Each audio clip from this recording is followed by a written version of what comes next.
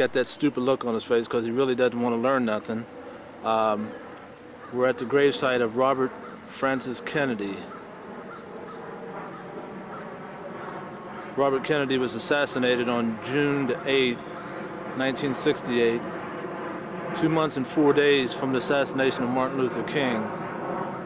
He was shot at the Ambassador Hotel in Los Angeles, California. He was running for president, and he would have succeeded.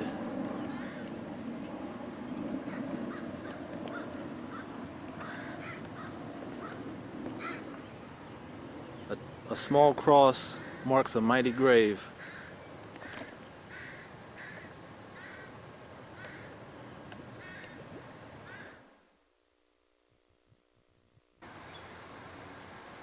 Here we see some of the massive headstones in Arlington National Cemetery. Some date back as far as 80 to 100 years.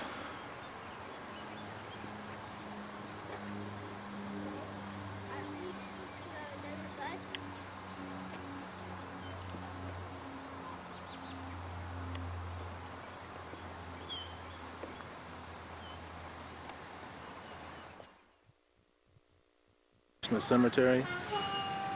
All in all, there's over 250,000 people buried here at this cemetery.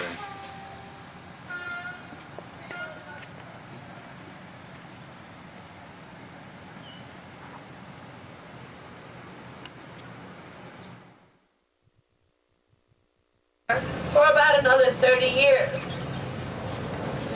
Well, at that time then the Civil War was just beginning to break out, and Robert E. Lee had the very difficult decision to make whether to stay with the Union Army and the government or to succeed and leave with his beloved state of Virginia. Well, it was a very difficult decision because it was a lot about loyalty to the land. So he left with Virginia and he moved down to Richmond. After that, the Union soldiers came up and occupied the territory. Now, if you look over here on your left-hand side, this section is called the repatriation section. All these soldiers were killed during World War II and buried on foreign soil. After the war, they were all dug up, brought back over to the United States and buried here at Arlington National Cemetery to be on their homeland. Now, another Quartermaster General, Montgomery C. Meigs, who also was a Southerner and also went to West Point with Lee, was really upset about Lee leaving and resigning from the Army, from the Union Army, and he thought Lee to be a traitor. So out of resentment, he basically took Arlington as the cemetery. He had to survey the land for a Union cemetery, and he looked no further than Arlington and just took it over and buried the Union dead up around the house. Now, before all this was going, while all this was going on, in fact, the Lees lost the land amongst a lot of people at that time to taxes. They owed $24.07 and had to pay in person. Well, the land belonged to Mrs. Lee, and unable to do so, she ended up losing the land.